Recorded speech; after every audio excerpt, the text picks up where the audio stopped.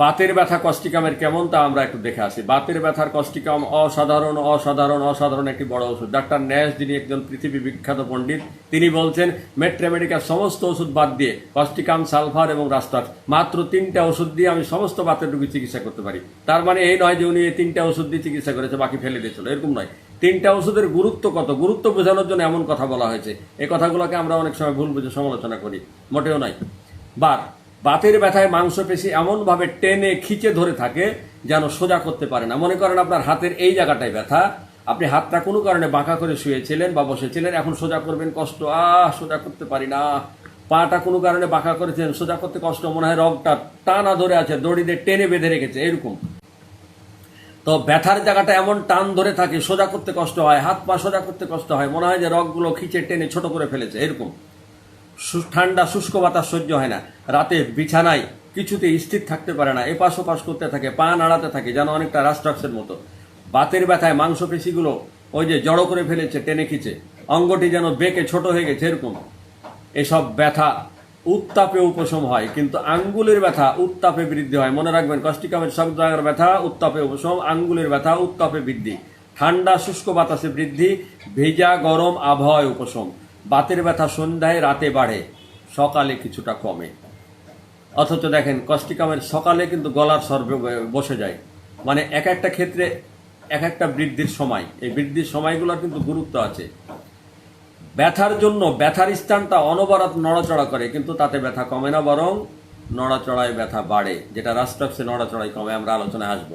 হাত পা এমনভাবে কাঁপে, জিনিসপত্র ভালোভাবে আঁকড়ে ধরতে পারে না।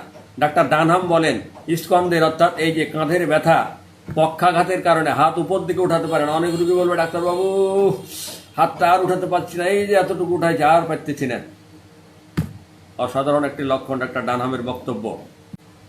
হাত পায়ে খিল ধরে থাকে। ডাক্তার ন্যাশ বলেন বাতের কারণে পক্ষাঘাত হলে বা পঙ্গু হয়ে পড়লে সব ওষুধ বাদ দিয়ে কস্টিকাম, সালফার, রাস্ট্রাক দিয়ে চিকিৎসা করতে পারি, যেটা আমি একটু আগে বললাম, ডাক্তার ন্যাশের কথা। এখন আমরা আসি রাস্ট্রাক্সের বাতটা কেমন দেখে আসি। কস্টিকামের বাত তো দেখলাম, রাতে বৃদ্ধি, ঠান্ডায় বৃদ্ধি, সন্ধ্যায় বৃদ্ধি, মানে মনে হয় ব্যথার জায়গা টান ধরে আছে, ব্যথার জন্য সারাক্ষণ অস্থিরতা, নড়াচড়া করে কিন্তু নড়াচড়ায় কমে না, বরং ব্যথা বাড়ে, গরমে উপশম, শুধুমাত্র আঙ্গুলের ব্যথাটা গরমে বৃদ্ধি। এবার দেখি রাস্ট্রাক্সের ব্যথা। সমস্ত শরীরে কামড়ানি, থেতলে যাওয়ার মতো ব্যথা, বিশেষ করে গিরায় ব্যথা। বিশ্রামে স্থির থাকলে অশান্তি বোধ করে, নড়াচড়া করলে শান্তি পায়। কামড়ানি, টাটানি ব্যথায় দারুণ কাজ করে, নড়াচড়ায় ব্যথা কমে যায়।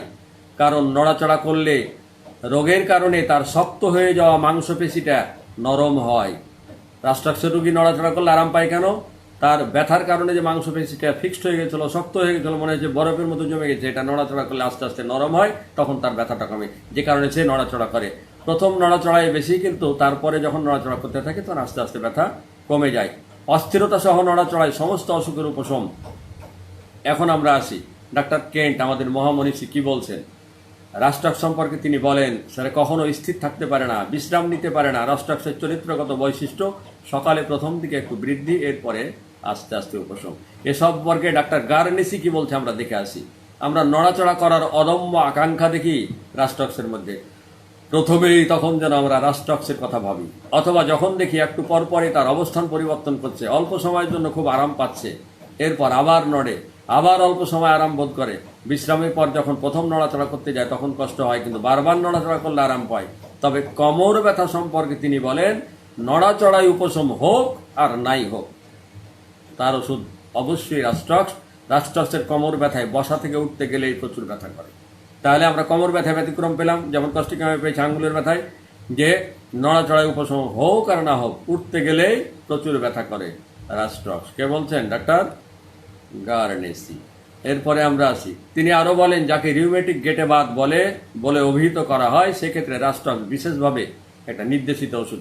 বিশেষ করে পায়ের বুড়ো আঙ্গুলের গিট যখন ফুলে শক্ত হয়ে যায়। ডাক্তার ফ্যারিংটন বলছেন পানিতে ভিজে বা অতি পরিশ্রমের কারণে বাতে রাস্ট্রাক্স ভালো কাজ করে। কোমরের ব্যথায় কোমরের নিচে শক্ত কিছু চাপ দিয়ে যদি সয়, তবে তারা একটু আরাম পায়। যাদের কোমরে ব্যথা তারা বলবে ডাক্তারবাবু একটু শক্ত কিছুতে হেঁট দিয়ে, যে ব্যথার জায়গায় অর্থাৎ কোমরের ব্যথায় একটু শক্ত কিছুতে ঠেস দিয়ে চাপ দিয়ে বসলে আরাম পায়। বাত রাতে এবং ঠান্ডায় বৃদ্ধি হয়। পেটের মধ্যে সর্বদা চুন ফুটছে এরকম মনে হয় কস্টিকামের রোগীদের। কস্টিকাম নিজেই তো চুন নাকি?